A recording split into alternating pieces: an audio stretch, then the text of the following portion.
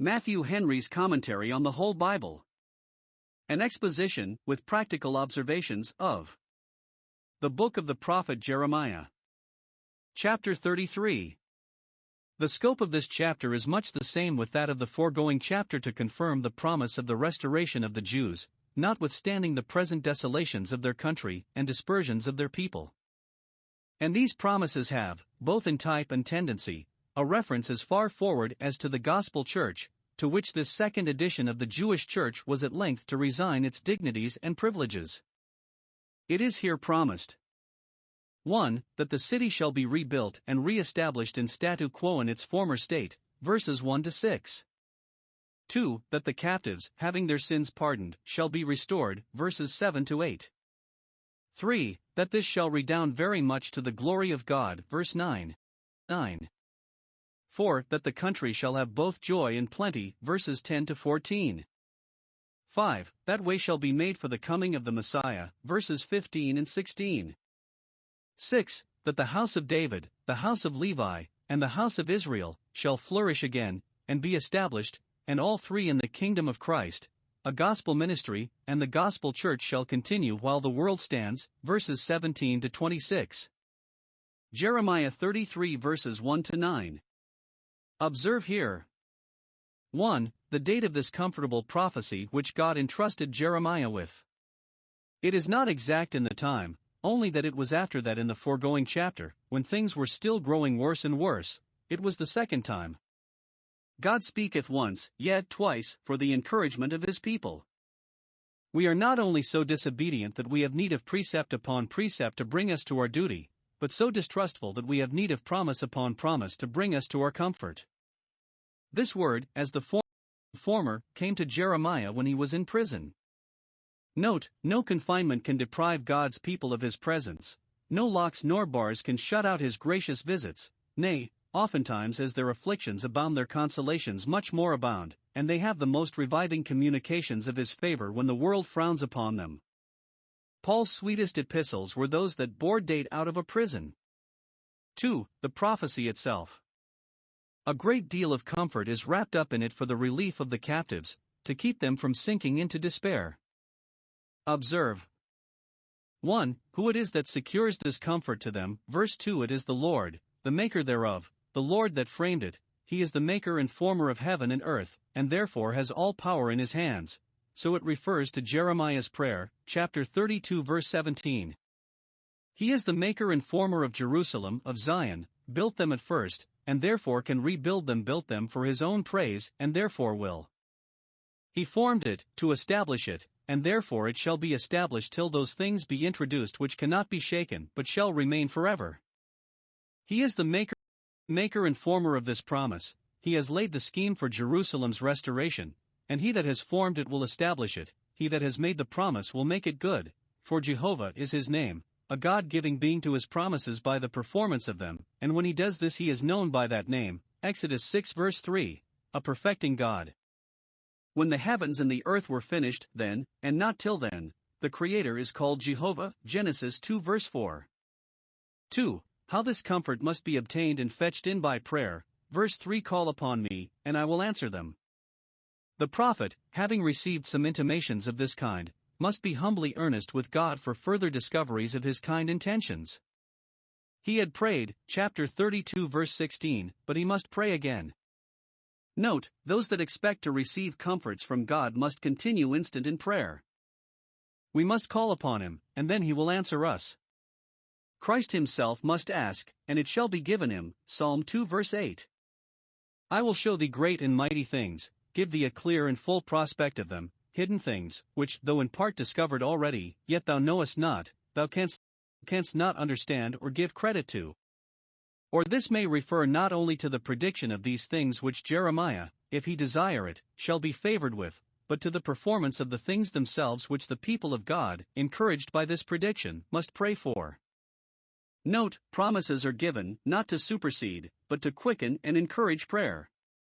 See Ezekiel 36 verse 37. 3. How deplorable the condition of Jerusalem was, which made it necessary that such comforts as these should be provided for it, and notwithstanding which its restoration should be brought about in due time. Verses 4 and 5 The houses of this city, not excepting those of the kings of Judah, are thrown down by the mounts or engines of battery, and by the sword, or axes, or hammers. It is the same word that is used Ezekiel 26 verse 9, with his axes he shall break down thy towers. The strongest stateliest houses, and those that were best furnished, were leveled with the ground. The 5th verse comes in a parenthesis, giving a further instance of the present calamitous state of Jerusalem. Those that came to fight with the Chaldeans, to beat them off from the siege, did more hurt than good, provoked the enemy to be more fierce and furious in their assaults, so that the houses in Jerusalem were filled with the dead bodies of men, who died of the wounds they received in sallying out upon the besiegers. God says that they were such as he had slain in his anger, for the enemy's sword was his sword, and their anger his anger. But, it seems, the men that were slain were generally such as had distinguished themselves by their wickedness, for they were the very men for whose wickedness God did now hide himself from this city, so that he was just in all he brought upon them. For, what the blessings are which God has in store for Judah and Jerusalem, such as will redress all their grievances. 1. Is their state diseased? Is it wounded? God will provide effectually for the healing of it, though the disease was thought mortal and incurable. Chapter 8 verse 22. The whole head is sick, and the whole heart faint. Isaiah 1 verse 5, but verse 6, I will bring it health and cure, I will prevent the death, remove the sickness, and set all to rights again. Chapter 30 verse 17. Note, be the case ever so desperate, if God undertake the cure, he will effect it. The sin of Jerusalem was the sickness of it. Isaiah 1 verse 6. Its reformation therefore will be its recovery. And the following words tell us how that is wrought. I will reveal unto them the abundance of peace and truth. I will give it to them in due time, and give them an encouraging prospect of it in the meantime. Peace stands here for all good. Peace and truth are peace according to the promise, and in pursuance of that, or peace and truth are peace and the true religion, peace and the true worship of God, in opposition to the many falsehoods and deceits by which they had been led away from God. We may apply it more generally, and observe. 1. That peace and truth are the great subject matter of divine revelation. These promises here lead us to the gospel of Christ, and in that God has revealed to us peace and truth, the method of true peace truth to direct us, peace to make us easy. Grace and truth, and abundance of both, come by Jesus Christ. Peace and truth are the life of the soul, and Christ came that we might have that life, and might have it more abundantly. Christ rules by the power of truth, John 18 verse 37, and by it he gives abundance of peace, Psalm 72 verse 7, 85:10. 2. That the divine revelation of peace and truth brings health and cure to all those that by faith receive it. It heals the soul of the diseases it has contracted, as it is a means of sanctification, John 17 verse 17. He sent his word and healed them, Psalm 107 verse 20. And it puts the soul into good order, and keeps it in a good frame and fit for the employments and enjoyments of the spiritual and divine life. 2. Are they scattered and enslaved, and is their nation laid in ruins? I will cause their captivity to return, verse 7, both that of Israel, and that of Judah, for though those who returned under Zerubbabel were chiefly of Judah, and Benjamin, and Levi, yet afterwards many of all the other tribes returned, and I will rebuild them, as I built them at first. When they by repentance do their first works, God will by their restoration do his first works. 3. Is sin the procuring cause of all their troubles? That shall be pardoned and subdued, and so the root of the judgments shall be killed, verse 8. 1. By sin they have become filthy and odious to God's holiness, but God will cleanse them, and purify them from their iniquity. As those that were ceremonially unclean, and were therefore shut out from the tabernacle, when they were sprinkled with the water of purification had liberty of access to it again, so had they to their own land, and the privileges of it, when God had cleansed them from their iniquities. In allusion to that sprinkling, David prays, "Purge me with hyssop." 2. By sin they have become guilty, and obnoxious to his justice, but he will pardon all their iniquities, will remove the punishment to which for sin they were bound over. All who by sanctifying grace are cleansed from the filth of sin, by pardoning mercy are freed from the guilt of it. 4. Have both their sins and their sufferings turned to the dishonor of God? Their reformation and restoration shall redound as much to his praise. Verse 9. Jerusalem thus rebuilt, Judah thus repeopled, shall be to me a name of joy, as pleasing to God as ever they have been provoking, and a praise and an honor before all the nations. They, being thus restored, shall glorify God by their obedience to him, and he shall glorify himself by his favors to them. This renewed nation shall be as much a reputation to religion as formerly it has been a reproach to it. The nations shall hear of all the good that God has wrought in them by his grace, and of all the good he has wrought for them by his providence. The wonders of their return out of Babylon shall make as great a noise in the world as ever the wonders of their deliverance out of Egypt did. And they shall fear and tremble for all this goodness. 1. The people of God themselves shall fear and tremble. They shall be much surprised at it, shall be afraid of offending so good a God and of forfeiting his favor. Hosea 3 verse 5, they shall fear the Lord and his goodness. 2. The neighboring nations shall fear because of the prosperity of Jerusalem, shall look upon the growing greatness of the Jewish nation as really formidable, and shall be afraid of making them their enemies. When the church is fair as the moon, and clear as the sun, she is terrible as an army with banners. Jeremiah 33 verses 10 to 16. Here is a further prediction of the happy state of Judah and Jerusalem after their glorious return out of captivity, issuing gloriously at length in the kingdom of the Messiah. 1. It is promised that the people who were long in sorrow shall again be filled with joy. Every one concluded now that the country would lie forever desolate, that no beasts would be found in the land of Judah, no inhabitant in the streets of Jerusalem, and consequently there would be nothing but universal and perpetual melancholy. Verse 10, but, though weeping may endure for a time, joy will return. It was threatened, chapter 7 verse 34 and chapter 16 verse 9, that the voice of joy and gladness should cease there, but here it is promised that they shall revive again, that the voice of joy and gladness shall be heard there, because the captivity shall be returned. For then was their mouth filled with laughter. Psalm 126 verses 1 and 2.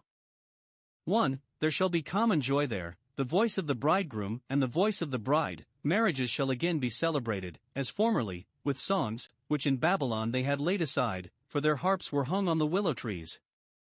2. There shall be religious joy there, temple songs shall be revived, the Lord's songs, which they could not sing in a strange land.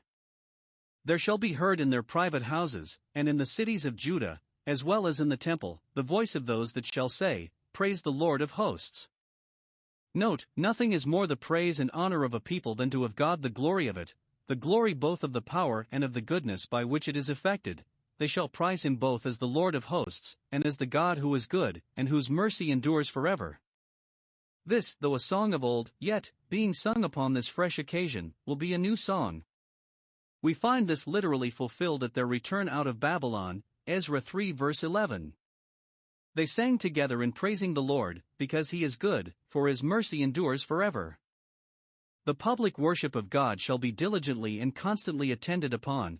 They shall bring the sacrifice of praise to the house of the Lord. All the sacrifices were intended for the praise of God, but this seems to be meant of the spiritual sacrifices of humble adorations and joyful thanksgivings, the calves of our lips, Hosea 14 verse 2, which shall please the Lord better than an ox of bullock. The Jews say that in the days of the Messiah all sacrifices shall cease, but the sacrifice of praise, and to those days this promise has a further reference. 2. It is promised that the country, which had lain long depopulated, shall be replenished and stocked again.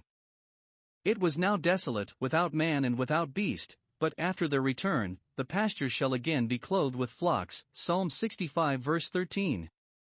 In all the cities of Judah and Benjamin there shall be a habitation of shepherds. Verses 12 and 13. This intimates 1. The wealth of the country, after their return. It shall not be a habitation of beggars, who have nothing, but of shepherds and husbandmen, men of substance, with good stocks upon the ground they have returned to. 2. The peace of the country.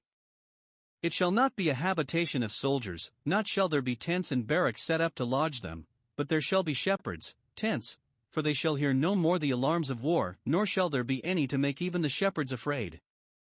See Psalm 144 verses 13 and 14. 3. The industry of the country, and their return to their original plainness and simplicity, from which, in the corrupt ages, they had sadly degenerated. The seed of Jacob, in their beginning, gloried in this, that they were shepherds, Genesis 47 verse 3, and so they shall now be again, giving themselves wholly to that innocent employment, causing their flocks to lie down, verse 12, and to pass under the hands of him that telleth them, verse 13, for, though their flocks are numerous, they are not numberless, nor shall they omit to number them, that they may know if any be missing, and may seek after it. Note, it is the prudence of those who have ever so much of the world to keep an account of what they have. Some think that they pass under the hand of him that telleth them that they may be tithed, Leviticus 27 verse 32. Then we may take the comfort of what we have when God has had his dues out of it. Now, because it seemed incredible that a people, reduced as now they were, should ever recover such a degree of peace and plenty as this, here is subjoined a general ratification of these promises. Verse 14, I will perform that good thing which I have promised. Though the promise may sometimes work slowly towards an accomplishment, it works surely. The days will come, though they are long in coming. 3. To crown all these blessings which God has in store for them, here is a promise of the Messiah, and of that everlasting righteousness which he should bring in, verses 15 and 16, and probably this is that good thing, that great good thing, which in the latter days that were yet to come, God would perform, as he had promised to Judah and Israel, and to which their return out of captivity, and their settlement again in their own land was preparatory. From the captivity to Christ is one of the famous periods, Matthew 1 verse 17. This promise of the Messiah we had before, chapter 23 verses 5 and 6, and there it came in as a confirmation of the promise of the shepherds whom God would set over them, which would make one think that the promise here concerning the shepherds and their flocks, which introduces it, is to be understood figuratively. Christ is here prophesied of. 1. As a rightful king. He is a branch of righteousness, not a usurper, for he grows up unto David, descends from his loins, with whom the covenant of royalty was made, and is that seed with whom that covenant should be established, so that his title is unexceptionable. 2. As a righteous king, righteous in enacting laws, waging wars, and giving judgment, righteous in vindicating those that suffer wrong and punishing those that do wrong, he shall execute judgment and righteousness in the land. This may point at Zerubbabel, in the type, who governed with equity, not as Jehoiakim had done, chapter 22 verse 17, but it has a further reference to him to whom all judgment is committed, and who shall judge the world in righteousness. 3. As a king that shall protect his subjects from all injury. By him Judah shall be saved from wrath and the curse, and, being so saved, Jerusalem shall dwell safely, quiet from the fear of evil, and enjoying a holy security and serenity of mind, in a dependence upon the conduct of this Prince of Peace, this Prince of their peace. 4. As a king that shall be praised by his subjects, this is the name whereby they shall call him, so the Chaldee reads it, the Syriac, and vulgar Latin, this name of his they shall celebrate and triumph in, and by this name they shall call upon him. It may be read, more agreeably to the original, this is he who shall call her, the Lord our righteousness. As Moses' altar is called Jehovah Nissi, Exodus 17 verse 15, and Jerusalem Jehovah Shammah, Ezekiel 48 verse 35, intimating that they glory in Jehovah as present with them, and their banner, so here the city is called the Lord our righteousness, because they glory in Jehovah as their righteousness. That which was before said to be the name of Christ, says Mr. Gataker, is here made the name of Jerusalem, the city of the Messiah, the church of Christ. He it is that imparts righteousness to her, for he is made of God to us righteousness, and she, by bearing that name, professes to have her whole righteousness, not from herself, but from him. In the Lord have I righteousness and strength, Isaiah 45 verse 24. And we are made the righteousness of God in him. The inhabitants of Jerusalem shall have this name of the Messiah so much in their mouths that they shall themselves be called by it. Jeremiah 33 verses 17 to 26. 3 of God's covenants, that of royalty with David and his seed, that of the priesthood with Aaron and his seed, and that of peculiarity with Abraham and his seed, seem to be all broken and lost while the captivity lasted, but it is here promised that, notwithstanding that interruption and discontinuance for a time, they shall all three take place again, and the true intents and meaning of them all shall be abundantly answered in the New Testament blessings, typified by those conferred on The Jews after their return out of captivity. 1. The covenant of royalty shall be secured, and the promises of it shall have their full accomplishment in the kingdom of Christ, the Son of David. Verse 17. The throne of Israel was overturned in the captivity. The crown had fallen from their head. There was not a man to sit on the throne of Israel. Jeconiah was written childless. After their return, the house of David made a figure again, but it in the Messiah that this promise is performed, that David shall never want a man to sit on the throne of Israel, and that David shall have always a son to reign upon his throne. For as long as the man Christ Jesus sits on the right hand of the throne of God, rules the world, and rules it for the good of the church, to which he is a quickening head, and glorified head over all things, as long as he is king upon the holy hill of Zion, David does not want a successor, nor is the covenant with him broken. When the first begotten was brought into the world, it was declared concerning him, the Lord God shall give him the throne of his father David, and he shall reign over the house of Jacob forever. Luke 1 verses 32 and 33. For the confirmation of this it is promised. 1. That the covenant with David shall be as firm as the ordinances of heaven, to the stability of which that of God's promise is compared. Chapter 31 verses 35 and 36.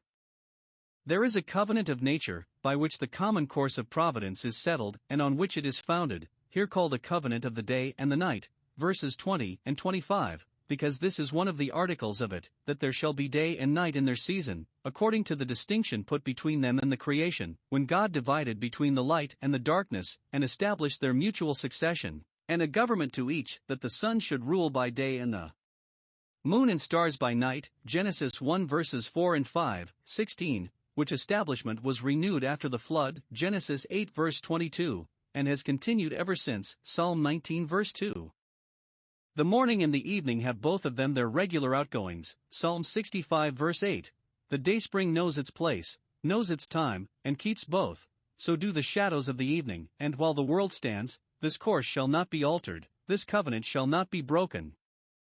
The ordinances of heaven and earth, of this communication between heaven and earth, the dominion of these ordinances of heaven upon the earth, which God has appointed, verse 25, compare Job 38 verse 33, shall never be disappointed. Thus firm shall the covenant of redemption be with the Redeemer God's servant, but David our king, verse 21. This intimates that Christ shall have a church on earth to the world's end. He shall see a seed in which he shall prolong his days till time and day shall be no more. Christ's kingdom is an everlasting kingdom, and when the end cometh, and not till then, it shall be delivered up to God, even the Father. But it intimates that the condition of it in this world shall be intermixed and counterchanged, prosperity and adversity succeeding each other, as light and darkness, day and night.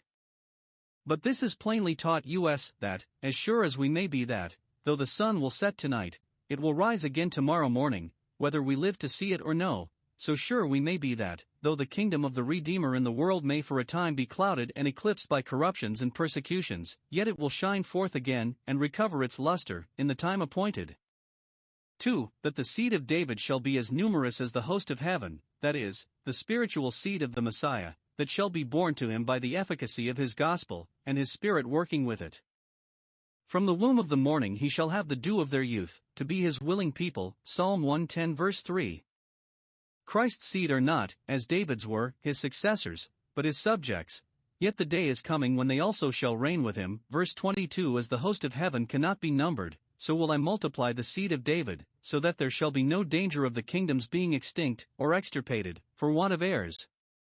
The children are numerous, and, if children, then heirs. 2. The covenant of priesthood shall be secured, and the promises of that also shall have their full accomplishment. This seemed likewise to be forgotten during the captivity, when there was no altar, no temple service, for the priests to attend upon, but this also shall revive. It did so. Immediately upon their coming back to Jerusalem there were priests and Levites ready to offer burnt offerings, and to do sacrifice continually, Ezra 3 verses 2 and 3, as is here promised, verse 18. But that priesthood soon grew corrupt, the covenant of Levi was profaned, as appears Malachi 2 verse 8, and in the destruction of Jerusalem by the Romans it came to a final period. We must therefore look elsewhere for the performance of this word, that the covenant with the Levites, the priests, God's ministers, shall be as firm and last as long as the covenant with the day and the night. And we find it abundantly performed. 1. In the priesthood of Christ, which supersedes that of Aaron, and is the substance of that shadow.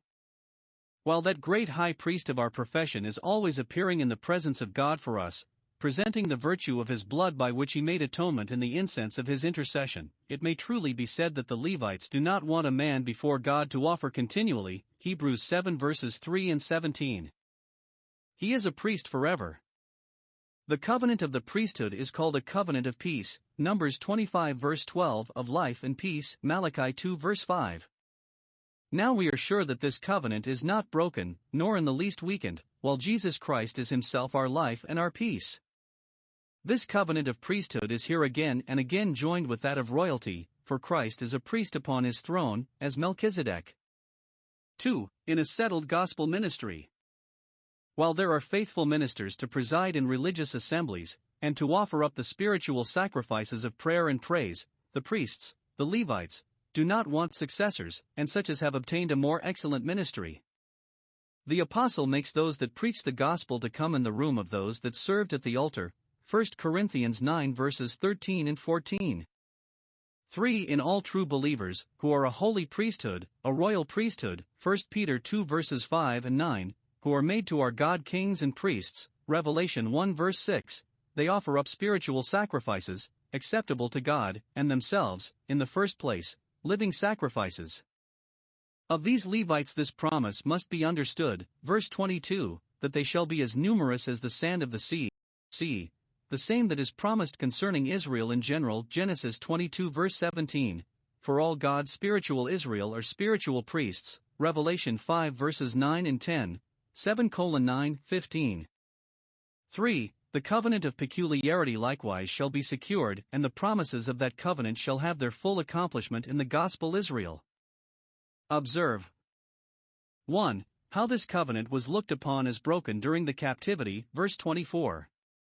God asks the prophet, Hast thou not heard, and dost thou not consider, what this people have spoken?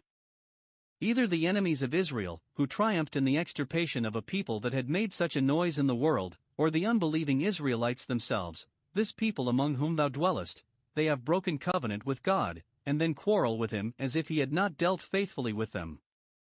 The two families which the Lord hath chosen, Israel and Judah, whereas they were but one when he chose them, he hath even cast them off.